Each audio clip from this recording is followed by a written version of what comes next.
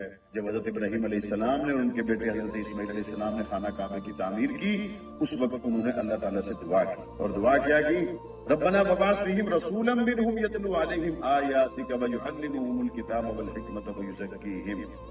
یہ حضرت ابراہیم نے ایک ایسی دعا مانگی کہ ایسی دعا بھی کسی نبی نے نہیں کی، کہ حضرت ابراہیم علیہ السلام کی دعاؤں کا ظہور مصطفیٰ کریم صلی اللہ علیہ وسلم کی نبوت کی شکل میں ظاہر ہوا کہ اللہ ایسا رسول بھیج جو آپ کی آیتوں کو تلاوت کرے اور وہ کتاب کا علم رکھتا ہو اور وہ ان کا تزکیہ کرے۔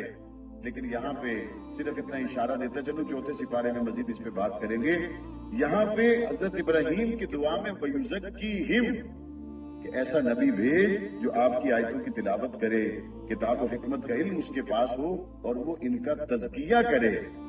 حضرت ابراہیم نے جب اللہ کے حضور دعا مانگی، وہاں پہ تزکیے کا تذکرہ بعد میں ہے، لیکن چوتھے سپارے میں جب حضور علیہ السلام تشریف لے آئے اور حضور علیہ السلام کو قرآن مجید نے جب صحابہ اکرام کے ساتھ بیان کیا تو وہاں قرآن مجید کا ذکر بعد میں کیا، تزکیے کا ذکر پہلے کیا۔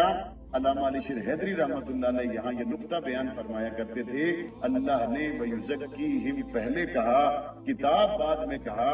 اس سے یہ بات ثابت ہو گئی صحابہ اکرام نے قرآن مجید لکھا بعد میں ہے، تزکیہ اللہ کے رسول نے ان کا پہلے فرما دیا۔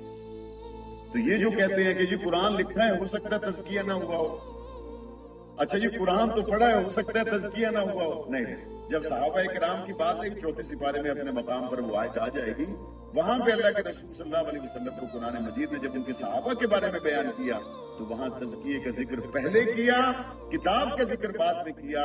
تو اس سے یہ ثابت ہوا جس صحابی رسول کی طرف بھی آپ جائیں گے وہ تزکیے کے تمام تر مراحل طے کرنے کے بعد ہی محمد مصطفیٰ کی صف میں شامل ہوتا ہے۔ اس لیے تمام صحابہ اکرام کے بارے میں امت کا یہ متفقہ عقیدہ ہے، الصحابۃ کلھم عدول۔ یہ ایک ایسی جماعت ہے جو ساری کی ساری 100 نمبروں کے ساتھ پاس، باقی کوئی 15 بچے ہوں کلاس میں، کوئی فرسٹ ڈویژن میں، کوئی سیکنڈ میں، کوئی تھرڈ میں۔ یہاں درجے قرآن نے ضرور بیان کیے ہیں، ہجرت سے پہلے والوں کا شان اور ہے، ہجرت کے بعد والوں کا شان اور ہے، فتح مکہ سے پہلے والوں کا شان اور ہے، فتح مکہ سے بعد والوں کا شان اور ہے، بدر والوں کا شان اور ہے، بدر کے غیر کا شان اور ہے۔ لیکن جب بات کی گئی تو رزلٹ سب کو قرآن کہتا ہے وَكُلًّا وَعَدَ اللَّهُ الْحُسْنَىٰ۔ جب اللہ نے مقام دیا تو سب کو اللہ نے جنت کا تاج پہنا دیا، جنت کا حقدار ٹھہرا دیا۔